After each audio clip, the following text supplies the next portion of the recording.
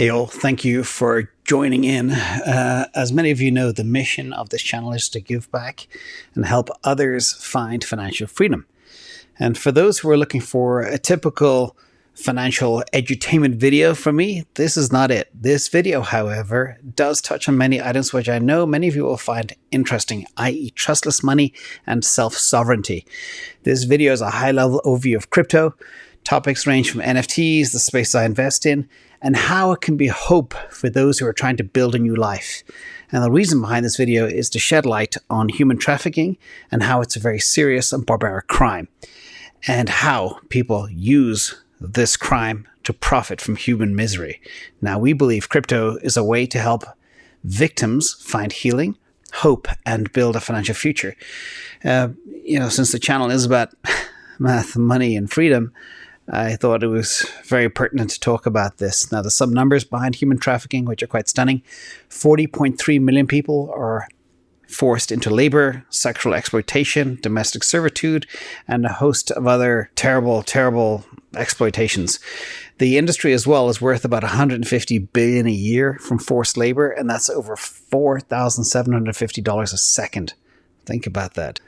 Also, I am being interviewed, which is an unusual departure for me, by the More to Life Foundation and Dr. Brook Bello. So let's jump in.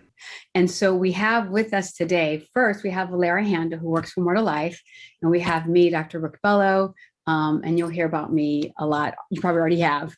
But then we have James from Invest Answers. When I came across your YouTube channel, there are so many different individuals out there teaching about cryptos. As a Google Nation policy leader, I've had the opportunity to meet a lot of individuals from MIT and individuals that really do have knowledge. And so we gravitated to you. And so we really wanted to lay out questions because one of our major goals is to really help survivors of trauma understand they've lived in a bubble. They've lived in a space where they have a negative sort of a devaluation understanding of themselves and money. And so we want to get into that with this short time that we have.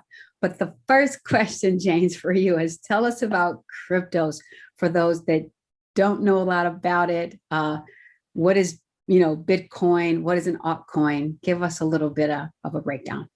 Okay, well, one of the beauties of crypto and Bitcoin, etc., it all came about because somebody felt that it's not possible to trust people or money or governments. So the core facet of Bitcoin that fascinates me is the fact that it's completely trustless. And I think that is a very good point to emphasize as well for people who are getting into the space. Is for the first time ever, you have something that doesn't rely on anybody. It cannot be controlled or influenced by anybody. It is out there, it is automatic, and is trustless. And there are also a few different types of cryptos. So first of all, there's the Apex crypto, which is the true store of value, which is Bitcoin. And then there are a whole bunch of others. You have your DeFi crypto plays like Ethereum and Solana and Cardano, names you guys will be very familiar with. And they all have a real business kind of idea behind them. Think of them as being in a position to transform finance and financial services in the banking industry, the insurance industry, the foreign exchange industry, etc. Then you have a whole bunch of other ones. You've got privacy coins, security coins, file storage coins. And then you have this other area called meme coins, which sometimes are very popular with young people because they think they're cute, like a little dog, like Dogecoin or Shiba Inu. But these are ones you really have to be very, very careful of. So they are literally, like they say, they are meme. They have no real use case. They are clones of other versions of stuff. So just for new investors, be very careful. Stick with the Apex money, which is called Bitcoin, or cryptos that have extreme use cases. Now, cryptocurrency is a digital form of payment that can be used for exchange for online for goods and services, like you have now basketball stadiums and coffee shops and fast food restaurants and everything else that takes crypto in many different forms. And there's so much investment happening in this area. It is absolutely staggering. The amount of investment into crypto and crypto technologies has gone up eightfold in the last year, which is a big move. Now, cryptocurrencies work using a technology called blockchain. We don't need to get too deep into what that is, but basically it's a it's part of the whole trustless thing I mentioned at the beginning.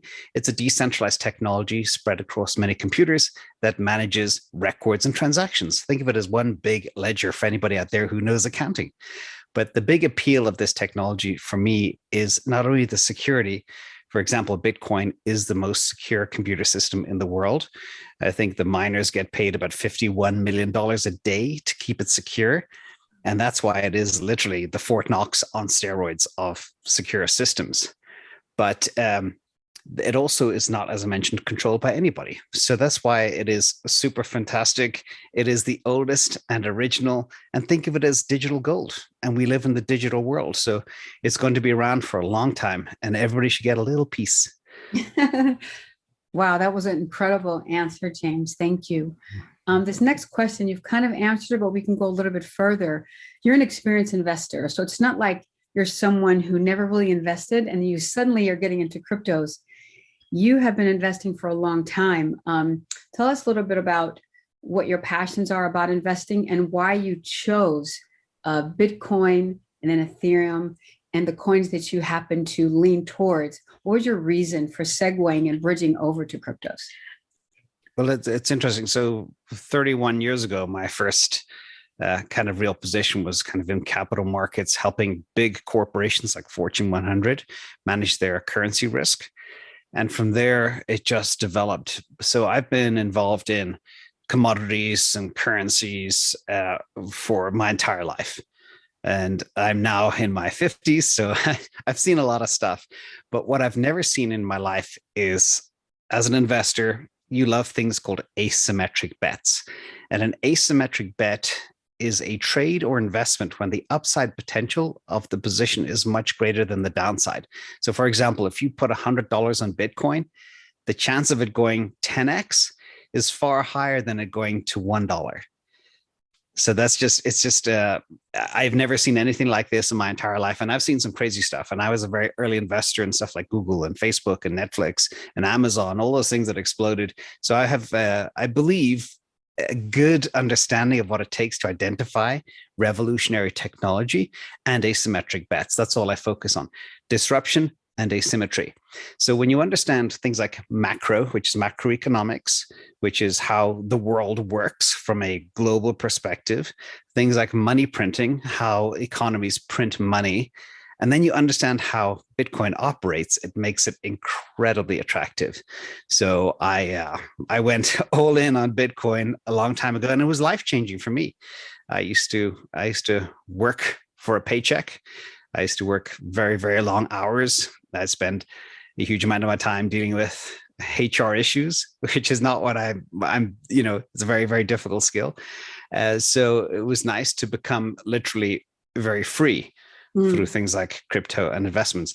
And the other thing is that makes Bitcoin extremely attractive is its absolute scarcity. So for example, they say there's 21 million Bitcoins. Really, there'll never be more than 14 million because so many are lost. Because when it first came out, people didn't respect it. People would get 10,000 Bitcoins a week or a month for mining Bitcoin, but not really think it would ever come or amount to much. So a lot was lost.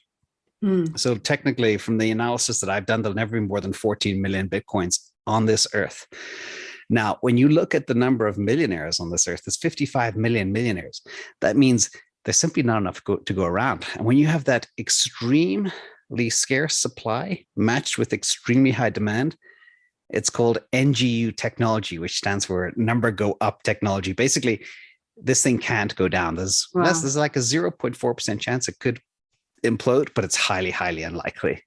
And because it's decentralized as well, it can't be blocked or banned. Many countries have tried, and it just cannot happen.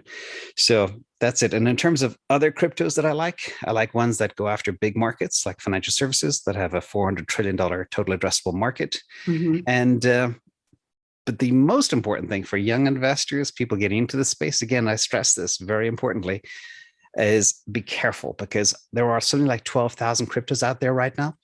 And 95 to 99% of them will go to zero. That's just the nature of the beast. It's only survival of the fittest. So be very, very careful where you invest. Only invest in trusted players, the big ones with big addressable markets and big use cases. Yeah, that's an excellent answer. I'm going to get into the next question because of time. But one of the words you said, everything you said was brilliant. When I connect this to those we serve, the word freedom comes up. When you talked about, dealing with HR, kind of being, locked into that day-to-day grind of not being as free with time. This is something that I've heard you and some of the guests you have on your YouTube say, a time of a transference of wealth, a time when the unbanked can connect to their own type of bank and their own type of infrastructure. And so it really does lend itself to freedom, which for victims of trafficking and other violence such as this, labor trafficking, human sex trafficking, domestic servitude, because we've worked with victims, from Singapore to the Philippines to Europe, and the United States, and Canada and Romania and Russia. I think it's really important for survivors to understand freedom and mobility. And so at the very end, I want to talk about what freedom actually means to you. So be letting that simmer in your heart. This next question, which just baffles me, so I want you to answer it because you're really experienced, is that they always get that Bitcoin and altcoins and cryptos is totally unsafe. So this question is, in the world of human trafficking, we often hear that cryptos aggregates crime, that people are able to commit so much crime for it, by it. But USD, gold back in the day, whatever, nickel, who knows what exchange hands that had value, especially fiat, euros, and even the pound back in the day, where people were buying and selling human beings. And so how can we break the myth about cryptos being something that, is going to push and make crimes like human trafficking worse? Well, yeah, this is an excellent question. There's a lot of what they call FUD out there to try and make things like this Apex money Bitcoin look unattractive. But first of all, the truth of the matter is criminals now know that Bitcoin is very easily tracked and they are wise to it and they are focusing on other ways. Second of all, if you look at the world, 5% of all fiat, which is traditional cash like US dollars, euros, etc., the 5% of all that money, which is about $40 trillion worth of fiat around the world, is used for crime. A huge amount. Less than 1%, a fraction of 1% of all Bitcoin is used for illegal activities. So it is far more common that cash is used than Bitcoin. So it's an old myth from the past. And cryptocurrencies offer vast potential for catching things like predators because it remains so obvious. The ledger is so open. For example, the FBI was able to detect movement of ransomware. And in addition, the CIA investigated the Russian GRU who used Bitcoin to buy services to attack the presidential election here in the United States. And everything was apparent. They could track it back to the office in Moscow, which was a government office that orchestrated all of this crime using Bitcoin. So the criminals now are wise to the fact is like, well, if we're going to do something bad and nefarious, we cannot use the blockchain. We cannot use Bitcoin because we will be caught. So they're very wise to that. And also there's a blockage. If you do track a transaction that's made on the ledger, there are many companies right now that have alerts built. So once you have money out there, Bitcoin really is hard to transfer or convert back to fiat. But now there are companies that watch the ledger amounts, the transaction amounts. And if that does try get back onto an exchange to get converted into fiat or a stable coin, they will be alerted immediately. So it is no longer the place of nefarious activities at all. Okay. So my friends in Washington, D.C., you know who you are. My friends around the United States and around the globe who have sent me sort of these questions. The way that James from Invest Answers has answered this is really excellent because it has always been my belief and in my data search and some of my work with the FBI, that the transparency, even moving forward with more regulation of cryptos, makes it really difficult for someone to just sort of trade and do all this human trafficking and not have an easier way for law enforcement, wherever they are, to locate. And as James said, which is really unique, which I didn't think of, is that if you're transferring those cryptos into fiat, it's going to even be really easy to trace it back, because fiat is connected to a central bank someplace. Exactly. And so that is like the big question I always get. So James, we actually have, and we have for like 4 years, an ability on our website to receive cryptos from anyone who wants to donate. Why do you think in the times you're living in, whether it's More to Life, whether it's you with your work with orangutans, even the stuff you do, the nonprofits you work with that, support dogs. I have 2 little babies. I was going to show them, but maybe next time for babies, to have some way so others can donate cryptos on their platforms. Why is that a good idea for nonprofits to be able to receive cryptos as a donation? Well, it's beautiful because it's easy to transfer, it's secure to transfer, and it's very easy to receive. Also, the other advantage for a charity is you guys need to hold on to as much capital as you can. You avoid things like bank charges and fees. For example, if you get international donations, you don't have to worry about foreign exchange transactions or fees. For example, the FX industry is worth $6 trillion. That is 6 times the market cap of Bitcoin. And that's all because of the fees that they take when they convert, say, euros to dollars or something else. It's also extremely convenient for a charitable organization to place a QR code on your website to receive multiple cryptos like you do already. And the other real beauty is when you receive it, it appreciates. So, for example, I sold some NFTs for a children's hospital, and the time it took me to sell them, to wait to convert them to fiat, to transfer, the asset actually went up by $800. It was Ethereum, went from $2,900 to $3,800 just in the space of less than 10 days. Now, imagine if I was just able to transfer that ETH directly to the children's hospital, they would have made a lot more money. But the most important thing, I think, for a charity is cryptocurrencies are like any appreciated asset, including securities, real estate, a bar of gold, in terms of taxes. So the taxes that are owed on capital gains of assets donated to charity are tax-free. So the nonprofit effectively receives more money. And like you guys know, whatever gains you make should be tax-free too. That is bravo. Thank you, James. I love your response to that. And with a couple questions out there about this, particularly, people have said, well, donors sometimes want to see all that money in the bank right away, but we're not talking about fiat donors. We're talking about individuals who own cryptos who want to donate it. And through sort of the regulations of the United States government, you can still hold cryptos if you're transparent about what's in the wallet for that nonprofit, as long as it's a Coinbase for some, exchange. I know you use Voyager and a couple others. It's one of those that is sort of regulated. It's, insured. But the most important part is, as a part of your open book and your accounting, it shows this is how many cryptos you own in your public wallet. And you don't have to turn that into fiat. It's an investment, like if a nonprofit buys property or some other investment that's going to aggregate over time. And you can pull out a little bit for expenses, or you can, set up wallets and do other work with survivors so they can begin to build. And a simple example, like if I buy an asset last year for $100, now it's worth $4,000. This is a real live case. If I sell it today, I have to pay over 50% in short-term capital gains tax. I can give you that, what cost me $100, it's now worth $4,000 to you. We both win. That's the beauty. Wow. Yeah. So that's takes me to our next question.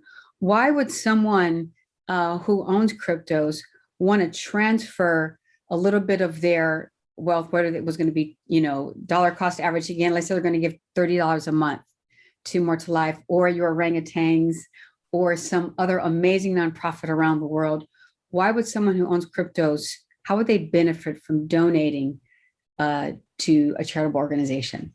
Well, I think, first of all, they know that they're giving something that will appreciate, which is wonderful. Like the example I gave with selling an NFT for a children's hospital, paid in ETH and the conversion and the appreciation of that. And like I mentioned before, it's also about convenience of things like avoiding bank fees, making things instantaneous. Like it's just so simple to do nowadays by just scanning a code and having all of your different wallets and moving things around.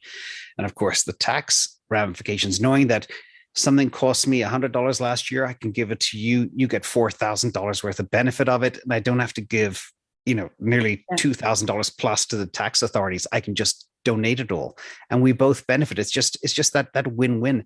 And also the fact that now there's so many places on earth that you guys can use to make payments. For example, El Salvador, if we talk about that in a minute, is, it is legal tender.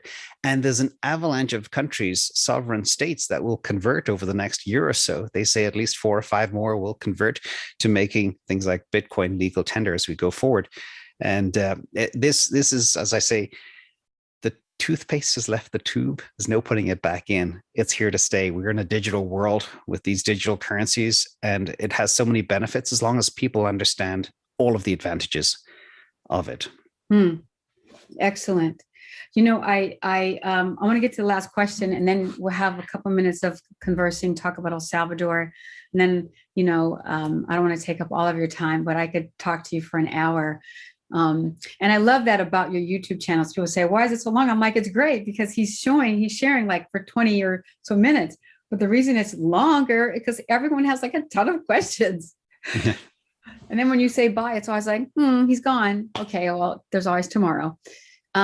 So James, we work with hundreds of victims of trafficking in this last big question each year. A lot of our victims are pretty much from age 10 years old to 15.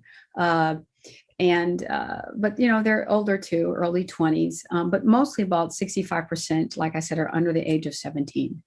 Their relationship to money, their relationship to value, their relationship to wealth is really a negative one. What are ways you think that we can engage our survivors and even other teens in prevention into understanding cryptos, understanding NFTs, understanding DeFi and the value of wealth? And what do you think it would look like? Because we're trying to put together a program where our survivors can really engage and we can connect them to wallets, giving them a certain amount of coin, and then begin to teach them over time. And I love that about you because you talk about not jumping the gun, dollar cost averaging, buying into projects, not just looking at memes, really looking at what that company is doing. Is the leadership of that company, positive? Are they solid? Are they good? Do they have integrity? Or are they on shaky ground? Tell us a little bit about what you think. Yeah, this is great. Again, it's a part of why I started this channel is to help, to give back. So I've done okay. I live a very simple life, so I don't need a lot, but I can take my skills and my experience and share things, because when I started looking at the crypto world and the Wild West, it was back in 2017, I knew a lot of people were going to get hurt, and they did. But now we're in a different era. It's a different cycle. It's now much more mainstream. And again, the first thing I would mention to the children and everybody else is trust. This is so key. And the beauty of Bitcoin, for example, specifically, it's trustless. It's not going to betray you. It's going to be there for you. So that's the first thing. Second of all, I think kids understand digital way better than we expect. Even I'm a single dad. I have young kids and 2 little girls. They understand, and they've been things like buying and selling stuff on Roblox or some video game for a long time. So they understand the digital world and they understand currency. They know about buying and selling assets in that digital world, which could be construed as NFT. So that's it. The third thing I'd say is it gives them the ability to be responsible for themselves, create their own world, be their own bank, and learn about investing and capital appreciation and macro and implications of money printing and everything in this digital world. Having that head start to be able to understand how the world works in the future at a very young age, you cannot put a price on that. That's more valuable than any Ivy League education out there. Now, I also do believe firmly that it'll bring about a lot of financial freedom because of the NGU technology, the number go up technology. For example, Bitcoin gone up 200% on average over the last 11 years, and it's only going to continue. It is mathematically programmed to go up versus fiat currency, which is just going to go down. And you can show the kids the price of an apple last year versus this year, or blueberries last year versus this year. It's becoming extreme, and they see that as well. And the other, probably the most exciting thing for me, is now people can not only be their own bank, but they can also be very creative. They could write poetry and sell it online for Ethereum. They could create their own art, create their own maybe a tool within a video game, and put that out. And there's so much money to be made as the world becomes tokenized. And that's also a very, very exciting time. So the future is very bright for everybody out there. Everybody can become financially independent. It does require a lot of dedication and discipline and hard work, but there's no doubt in my mind any kid today can do this with the right. All you have to do is dangle the carrot, say 5 years from now, this is what you're going to get if you work hard, stay disciplined, and be creative, because that's what the world is requiring today, is that creativity. That's amazing. Super exciting. So in this little conversational part, so Valeria, I wanted you to talk a little bit about, as you're back and forth, take yourself off mute. What do you think about San Salvador, El Salvador? And I gave you the link to James's YouTube, and you started studying about crypto. I was trying to get you kind of involved in it and some others so you can learn. Tell us what you think about it all, and if you say anything to James that you like, since you are sort of global digital advocate. Well, thank you, Dr. Bellow, and thank you, James. That was, in these few minutes we've had, like, talking and discussing, it's truly awakening and eye-opening. It's here in El Salvador, a lot of people are not really conscious about the future in cryptocurrency. And instead, in contrast, there's a lot of skepticism towards it, because there's a lot of politics involved. Like, there's a lot, the counterparties of Nayib Bukele really criticize cryptocurrency, really criticize Bitcoin. So people are cumbersome on cryptocurrency. They're not actually sure about it. I must even say that I was one of those persons. Like, I really didn't trust in it.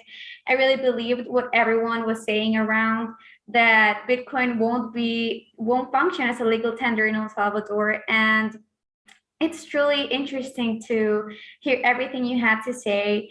And I'm so thankful for Dr. Bello for introducing me, for introducing your YouTube channel, and really opening this path to seeing, like, the future there is in cryptocurrency. So I do have some questions for you about how people should be using Bitcoin over here in El Salvador. So what would you recommend, like, in the long term? How do you see Bitcoin as a legal tender in El Salvador? Does it have a future? Will it work over here? Many people are truly worried about that. So, well, it's one of the most beautiful use cases of crypto in the world that's developed in front of our very eyes over the last month or so. First of all, the IMF and the local banks, with most of them are based in Chile and Argentina and their job was to bank the people in El Salvador. And they spent 22 years trying to bank the unbanked population, and they got nowhere. Within 4 weeks, 3 million people in El Salvador were banked the Chivo app with Bitcoin.